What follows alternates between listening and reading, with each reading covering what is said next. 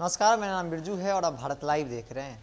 बिहार में इस साल विधानसभा चुनाव होने हैं और चुनाव को लेकर नेताओं का इधर उधर जाना यानी कि घर बदलने की प्रक्रिया जो है वो भी तेज़ी से चल रही है। लेकिन इस बीच आपको बता दें कि नए लोगों की एंट्री भी राजनीतिक में हो रही है। यूँ कहे तो हवाई जहाज़ से एंट्री भी हो रही है और डायरेक्ट चुनाव लड़ने के लिए। लेकिन बहरहाल आपको बता दें कि अपनी एक्शन, अपनी जो डिसीजन को लेकर चर्चाएं में रहने वाले बिहार के डीजीपी गुप्तेश्वर पांडे से भी खबर आ रही है, वहां से भी खबर आ रही है कि इस बार जो है 2020 में जहां घमासान होने वाला है, उस घमासान में कहीं ना कहीं जो गुप्तेश्वर पांडे हैं वो भी अपनी जो दावेदारी ठोकने जा रहे हैं। क्योंकि आपको बता दें कि ये पहली बार नहीं है, इससे पहले भी गुप्तेश्वर पांडे जो है इस्तीफा दिए थे। चुनाव लड़ने को लेकर कहा जा रहा था कि वो एमपी का चुनाव लड़ेंगे, इसको लेकर उन्हें इस्तीफा दिया था। और खबर ये भी थी कि लगातार वो जेडीयू और बीजेपी के नेताओं के बहुत करीबी माने जाते हैं, नीतीश कुमार के बेहद करीबी माने जाते हैं। गुप्तेश्वर पांडे भी अपना एमपी के चुनाव में वो अपना भविष्य का आकलन करने जा रहे थे।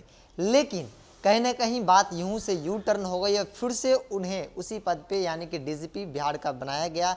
नीतीश कुमार के बेहद करीबी माने जाते थे और आपको बता दें कि लगातार शराबबंदी को लेकर, जो कि नीतीश कुमार के बहुत अहम बंदियों में से माना जाता है, उसको लेकर नुक्कड़ नाटक के माध्यम से लगातार गांव-गांव जाकर वो जिस तरीके से लोगों को जागरूक, महिलाओं को जागरूक कर रहे थे, वैसे एक तरह से उन पर आरोप भी लग रहा था कहीं ना कहीं जेडीयू का प्रचार कर रहे हैं।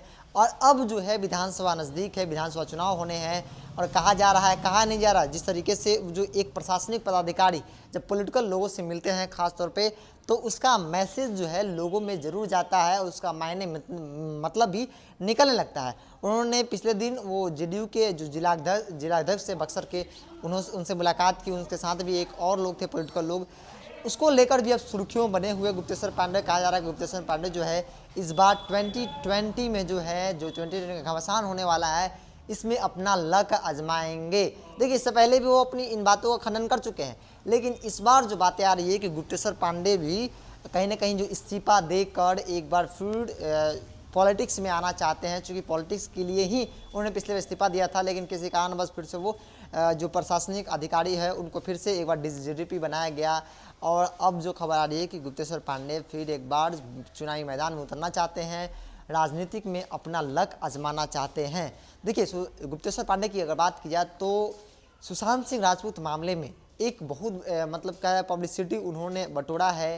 क्योंकि जिस तरीके से बिहार पुलिस के कार्यशैली को लेकर एक मजबूत किया है, एकजुट किया है बिहार पुलिस को, जिस तरीके से बिहार पुलिस के साथ मुंबई में दुर्व्यवहार हुआ, उस पर जिस तरीके से उनके कमेंट आए, एक्शन हुए, उसको लेकर कहीं ना कहीं बिहार के जो युवा हैं उनके रग रग में बसने लगे हैं, बिहार के लोगों में रग रग में बसने लगे हैं गुप्तेश्वर पांडे।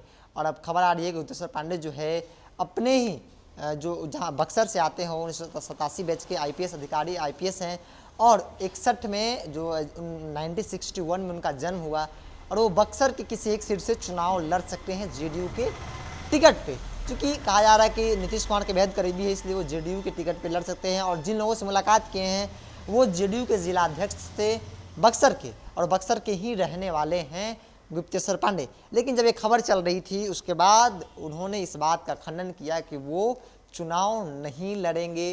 वो ऐसे कोई मैसेज उन्होंने साफ तौर पे कहा कि गुप्तेश्वर पांडे जो है चुनाव नहीं लड़ना चाहता है, नहीं चुनाव मैदान में उतरेंगे। देखिए, इससे पहले भी उन्होंने इस बात का खंडन कर दिया था जब उनको लेकर एमपी के चुनाव को लेकर उनकी बातें सुर्खियों बने हुए थे। उस वक्त भी उन्होंने इस बात का खंडन किया था कि गुप्तेश्वर पांडे चुनाव नहीं लड़ेंगे। आज भी उन्होंने इस बात का खंडन कर दिया है कि गुप्तेश्वर पांडे जो है चुनाव नहीं लड़ेंगे। लेकिन देखना होगा कि आगे क्या क्या होता है। तो फिलहाल कितना ही, जुड़े भारत लाइव के साथ। नमस्कार। बढ़ाएं अपना कदम सक्सेस की ओर शिखर करियर इंस्टीट्यूट के साथ। शिखर करियर इंस्टीट्यूट पूर्वी भारत में एकमात्र कोचिंग संस्थान जो एक्सक्लूसिवली है मेडिकल एंट्रेंस एग्जाम के लिए।